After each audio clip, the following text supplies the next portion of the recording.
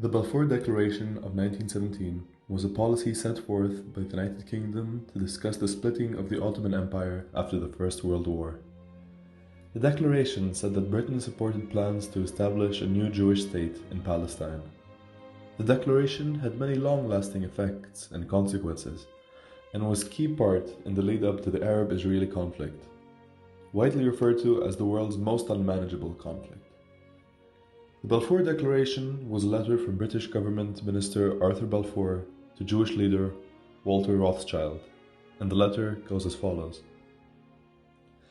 His Majesty's government view with favour the establishment in Palestine of a national home for the Jewish people, and will use their best endeavours to facilitate the achievement of this object, it being clearly understood that nothing shall be done which may prejudice the civil and religious rights of existing non-Jewish communities in Palestine, or the rights and political status enjoyed by Jews in any other country. This document came with a lot of controversy. Essentially, the most controversial part was that the Balfour Declaration promised the Jews a land where the native Palestinians made up more than 90% of the population, so it wasn't exactly open to outsiders, let alone open to giving up large areas of its land. Secondly, the declaration was one of 3 conflicting wartime promises made by the British. When it was released, Britain had already promised the Arabs independence from the Ottoman Empire in the 1915 Hussein-McMahon Correspondence. The British also promised the French, in a separate treaty, that the majority of Palestine would be under international control, while the rest of the region would be split between the 2 powers after the war. None of these came true, however. The Zionist movement, which were people who believed in the development of a Jewish state, received in the declaration diplomatic support for their goal that has been expressed since 1897, setting up a Heimstatte, or home state for the Jewish people that are in Palestine. Theodor Herzl, the Austro-Hungarian Jewish journalist, writer, activist, but most importantly, father of modern Zionism, tried to ask this from the Ottomans for many years, but was repeatedly denied. At this point, World War I had started, and the World Zionist Organization still made no progress with achieving this goal. Chaim Israel Weizmann was a Zionist leader and Israeli statesman.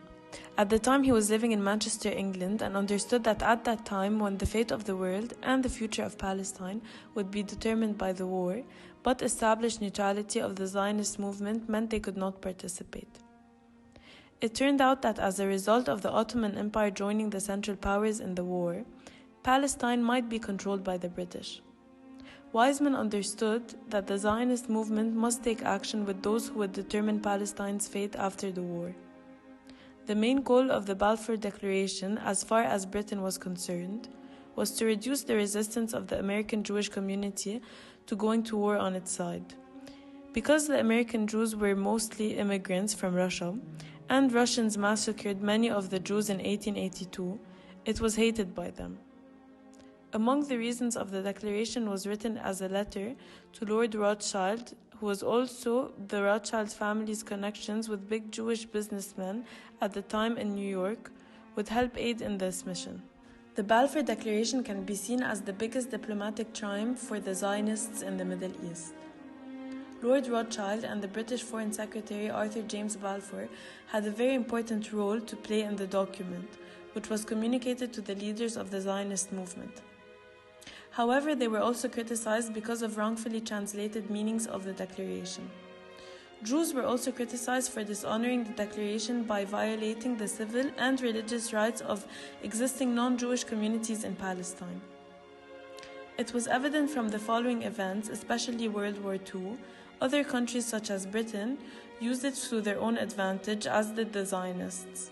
Another criticism for the declaration is that it overlooked the reality of the situation on the region and wasn't able to give a good functioning long-term plan for the Jews and the Palestinians.